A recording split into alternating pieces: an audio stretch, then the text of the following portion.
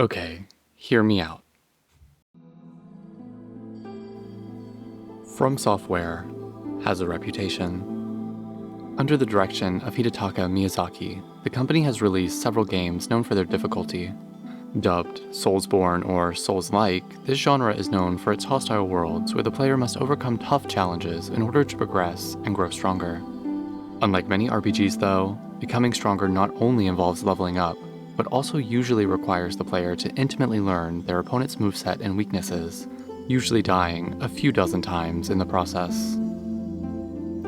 Elden Ring is, of course, no different. It's a punishing game where you are consistently met with resistance at every turn, with very few moments of relief where you are expected to constantly be making cost-benefit choices. For example, if you're in a dungeon with enough runes to level up, with no idea when you'll come across the next site of grace, do you continue on or turn back? It's a game where you may spend hours trying to beat a certain boss, only to find that moment of triumph fleeting when the next boss you face is even tougher. However, raw difficulty is not what defined my Elden Ring experience. I, like everyone else, had plenty of heart-pounding, sweaty hand-inducing fights, died thousands of times, and cheesed a boss or two when I got tired of being completely bodied. But there were also dozens of hours in between those moments. In those moments, I was captivated by the lore of this dark fantasy world, reading whatever item descriptions I could get my hands on to answer the questions I was consistently met with. I explored one of the most beautiful and haunting video game worlds ever created, constantly in awe at the horror and history in this game's environmental storytelling. The soundtrack, scenery, lore, and the rhythm that develops as you fight enemies along the way to wherever your journey is taking you creates an experience that is, dare I say, cozy. So let's address that term first. If I asked you to name a few cozy games, I would imagine titles like Animal Crossing, Stardew Valley, and Minecraft would be high on that list. These quote-unquote cozy games often take place in colorful worlds with limited or no combat, where the goal of the game is often self-directed. These games often value creativity and cooperation with other players and NPCs, and generally provide a stress-free experience. Elden Ring has very little in common with games of this broad genre, yet, as we'll explore, it has created a world and an experience that gives me the same feeling of being wrapped in a warm blanket. Maybe you clicked on this video because you think the premise is ridiculous, and that a game so full of challenges seemingly meant to drive you crazy could never be relaxing.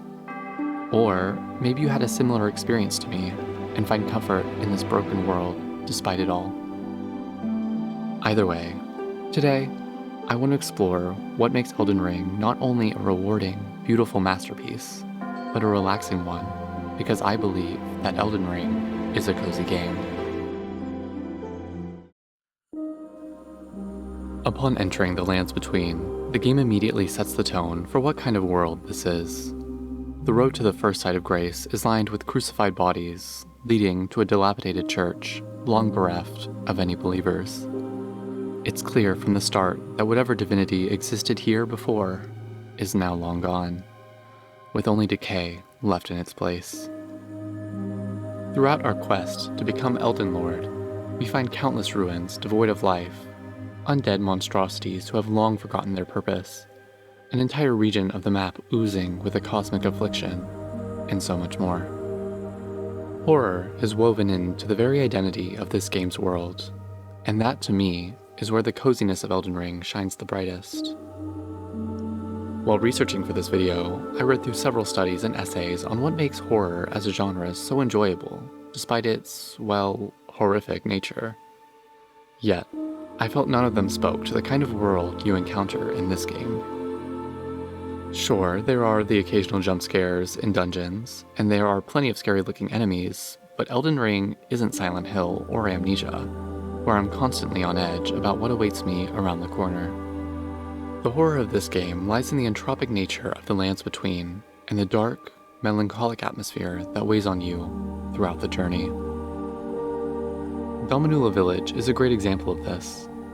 Flower-adorned crucifixes line the streets, and dancing, laughing women occupy the village, seemingly holding a festival.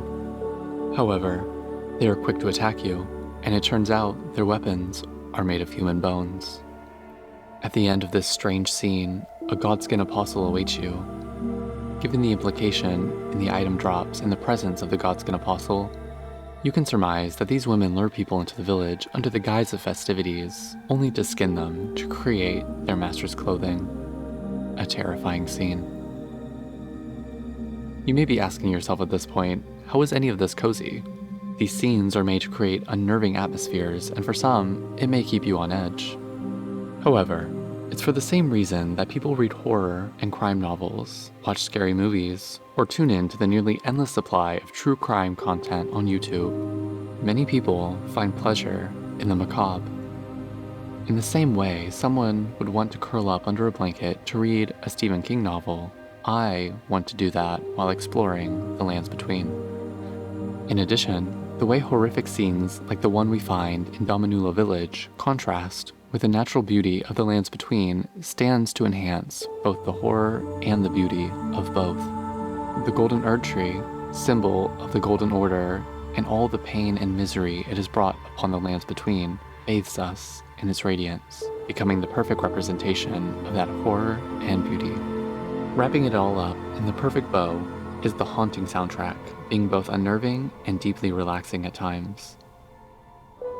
Ultimately, Elden Ring's horror is atmospheric. The environment often provides the foundation, and you as the player are meant to fill in the details. For me, this creates a game that is not only engaging, but relaxing in a dark, moody way.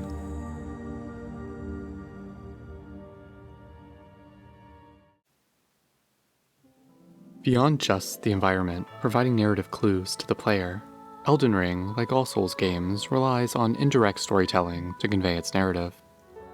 There are few NPCs in the world, and the ones who do give you information often have agendas that make that information unreliable at best. The bulk of the game's story then is told through item descriptions, requiring the player to collect as many as they can throughout the journey and keep track of the various narrative threads. As someone who enjoys both item collection and the archaeological style of storytelling these games have, this is the second aspect of Elden Ring that I find very cozy. Take Kale the Merchant, for example. We find out from him that because his people were spurned by the grace of gold, they are forced to wander the lands between endlessly. We then gain additional context for this through the description for the Nomadic Merchant set. In it, we learn that the Golden Order rounded up his clan and buried them alive for having heretical beliefs. Because of this, they turned to the Frenzied Flame. We learn more about the Frenzied Flame from the Howl of Shibiri incantation, where we find out that it was created by a man named Shibiri, called the most reviled man in all history. Shibiri is expanded upon in the Shibiri's Woe item description, stating that he had his eyes gouged out for the crime of slander, and the frenzied flame came to inhabit the empty sockets. You get the idea. Like I stated before, the style of narrative delivery in Souls-like games is often referred to as archaeology, and it's an aspect of the game I not only enjoy, but I think it enhances the atmosphere in general. The lands between are a desolate place filled with death and rot, so it is natural that there wouldn't be anyone left to recount the histories of the ruins you tread over. Finding new items and putting together the lore in a somewhat cohesive way in my head becomes a game in and of itself, providing a break from the action and a relaxing way to spend some time learning about the world I'm exploring. Of course, like archaeology, the information gained is often abstract and leaves a lot to interpretation. While this can be seen as a weakness in storytelling to some, I see it as one of the greatest strengths of the game. By often avoiding absolutes and nearly always creating more questions than answers, item lore makes me feel more engaged with the game by requiring me to find creative ways to connect it to other previously discovered lore or simply use my imagination. That abstractness has also led to discussions and debates across the community about nearly every topic in the game. The nature of the Greater Will, Queen Marika's motivations for shattering the Elden Ring, the true purpose of the Two Fingers, and so much more are all unsettled debates, and we will likely never have definitive answers. In fact, contradictions often exist within item descriptions, making the hunt for the true answer nearly impossible. For example, The previous story about the merchant clan being buried alive by the Golden Order is seemingly contradicted by the Nomad Ash's item description, where it is stated that the clan were already followers of the Frenzied Flame before being buried and were spreading madness with them wherever they went, which is why they were buried. As a player, it's impossible to know which one to believe. To some, this may be a frustrating aspect of the game, as it lacks the clear narrative flow they're used to. However, for me, it makes the world as a whole much more compelling and drives me to watch hour-long VaatiVidya videos, read through hundreds of Reddit comments, and pick up every item in the game I can get my hands on. In the end, you have to come to terms with the lack of conclusive information in many cases. I am by no means an expert in the lore of this game. Usually, I try to learn enough to understand the context of the enemies I fight and places I explore, but I am bound to miss things.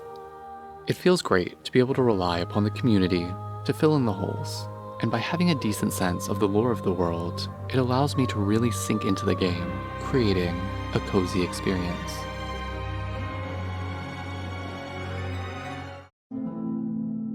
Speaking of community though, that is the third and final ingredient in this cozy recipe. Leaving messages for other players to see is one of my favorite aspects of Elden Ring, and one that helps to create a more social, relaxing environment in the game, despite the dark and somber atmosphere of the Lands Between. While there are plenty of worn-out memes, bad advice, or outright lies scattered in the mix, I find that most are actually pretty helpful in finding secret passages or giving me a heads up about an enemy waiting to ambush me. In scarier dungeons, I find myself relying on them, not for their advice necessarily, but just as a reminder that other people have been here and experienced this, which means that I too can get through this. It sort of feels like watching a scary movie with friends, except the friends are not with you and are actually strangers, but kind of the same.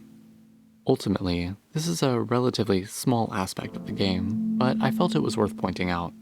It is the closest thing to real human connection you find in this game, and I can't help but latch onto it for the little bit of relief it provides. Elden Ring is a hard game. It's a frustrating game and an incredibly rewarding game. It's dark, and its lore occupies many genres of horror. There are countless videos and social media posts about the best builds and kits to overcome the toughest challenges the game offers. And to be honest, with my skill level, I doubt I'll ever be the toughest ones. Maybe you watched all the way to the end of this video and you still think I'm crazy. That the premise of this video is ridiculous, and that Elden Ring could never give you the same warm, cozy feeling as running your own farm in Stardew Valley. And that's okay. Everyone is different. I've explained the reasons I find this game so relaxing, but I know that maybe I'm an outlier. Ultimately, this game is a lot of things to me. Like many people, the DLC gave me an excuse to revisit it after a few years, and I was so happy to be met with the same relaxing, almost nostalgic feeling again while exploring the Lands Between. The somber, dark atmosphere, my need to dig up any crumb of lore I can find, all while knowing I'm not really alone on this journey, are all why, to me, Elden Ring is a cozy game. Thank you all for watching, and I'll catch you next time.